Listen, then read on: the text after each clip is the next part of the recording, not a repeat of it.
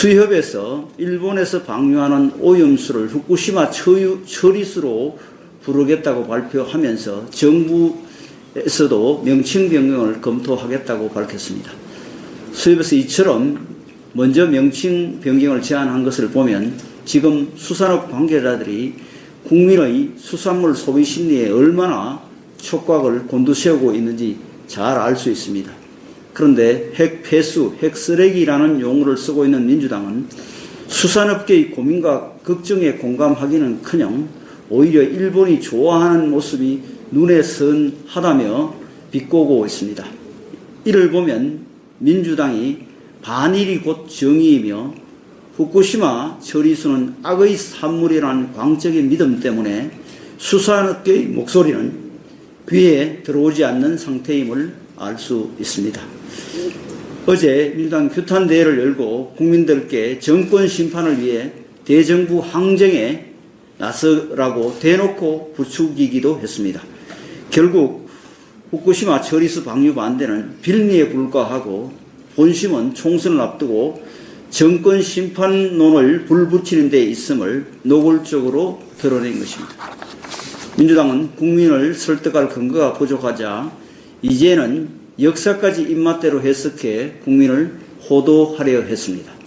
민주당은 1993년 러시아 해군이 핵물질을 바다에 버리려고 했을 때 일본이 시위하고 국제법으로 문제 삼아 중단시킨 전례가 있다며 우리도 똑같이 하자고 주장했습니다.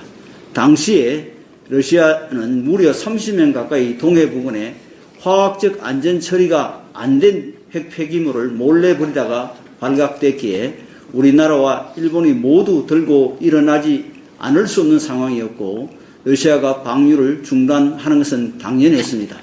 반면에 일본은 국제사회에 방류 계획을 공개적으로 알리고 오염수 처리 과정에 대해서 IAEA의 검증을 받았는데 후쿠시마 처리수가 어떻게 1993년 러시아 핵 폐기물 무단 방류 사례와 동일 선상에서 비교될 수 있단 말입니까? 아무리 왜곡 선동이 민주당의 특기라지만 이런 식이라면 한 번 더 국제적 망신을 초래할 수밖에 없을 것입니다. 비록 수산물 소비가 지속되고 있다고 하나 손님이 줄었다는 횟집 사장님들의 호소를 들어보면 현장에서 체감하는 상황은 지표보다 열악할 수 있습니다. 우리나라 수산업 1번지라고 불리는 이곳 전라남도에서 소비가 줄어 양식장 물고기를 판매하지 못하고 사육관만 나간다고 아우성하고 있다고 합니다.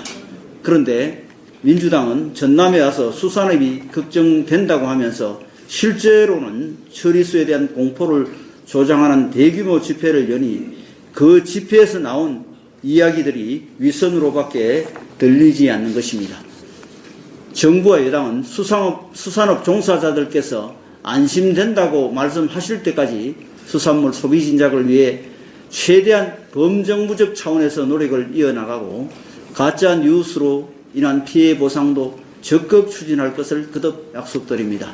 민주당도 이제는 혼자만의 전쟁에서 빠져나와 우리 수산업을 지키려는 국민과 정부의 노력에 동참해 그동안의 과오를 만회하시길 바랍니다.